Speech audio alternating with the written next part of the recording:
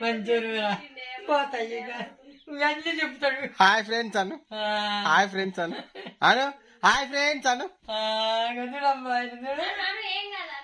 అనే hi friends అను, highlight అంటారా నాకు హాయ్ ఫ్రెండ్స్ అను.